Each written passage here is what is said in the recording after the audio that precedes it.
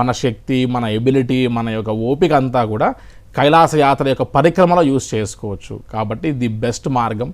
2025వ సంవత్సరంలో వందల మంది ట్రావెల్ చేసినా కూడా వారందరూ కూడా ఎక్కువ శాతం చూస్ చేసుకున్నటువంటి యొక్క మార్గం అంతా కూడా హెలికాప్టర్ మార్గము అని చెప్పచ్చు. అయితే రోడ్డు మార్గం కూడా గుండా మనం ట్రావెల్ చేయడానికి ఓపిక కావాలి. ప్లస్ మాలాంటి ట్రావెల్ ఆపరేటర్కి రోడ్ మార్గం గుండా ఆపరేట్ చేయడం అనేది ఈజీగా ఉంటుంది. ఎందుకు అంటే ఒకటే కిచెన్ స్టాఫ్తో, లిమిటెడ్ స్టాఫ్తో త్రూఅవుట్ యాత్ర అంతా కొనసాగించవచ్చు.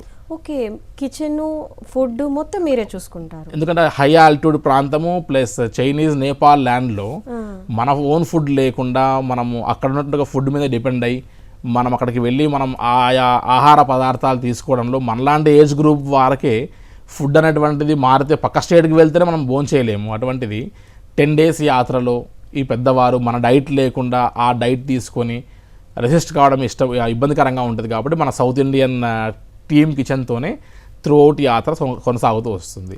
అదే హెలికాప్టర్ రూట్లో అయితే ఎక్కడ కూడా మనం పెద్దగా లెంతీ జర్నీ చేసింది లేదు. చాలా అక్లమటైజేషన్ పాయింట్స్ దొరుకుతాయి. ప్లస్ హై ఆల్టిట్యూడ్కి స్లోగా మనం అడ్జస్ట్ అవుతూ వెళ్ళచ్చు.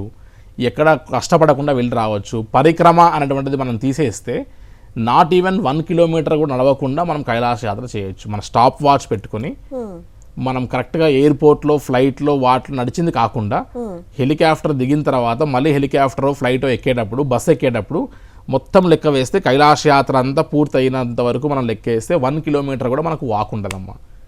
సో 2 కాళ్ళు లేకుండా కూడా వీల్ చైర్లో కూడా ఒక పర్సన్ తీసుకెళ్ళచ్చు కైలాష్కి. That is proven last year. కాబట్టి కైలాస యాత్ర హెలికాప్టర్ మార్గం గుండా వెళ్ళేటువంటి ఒక మార్గం చాలా సులువుగా ఉంటుంది, సులభంగా ఉంటుంది. And at the same time కస్టమర్కి ఈజీ పాయింట్. ట్రావెల్ ఆపరేటర్కి ఎన్నో పాయింట్స్లో ఎక్సర్సైజ్ చేసి, ఎగ్జిక్యూట్ చేసి టీం వర్క్ ఎక్కువ ఉన్నటువంటి ఒక పాయింట్ అని చెప్పచ్చమ్మా.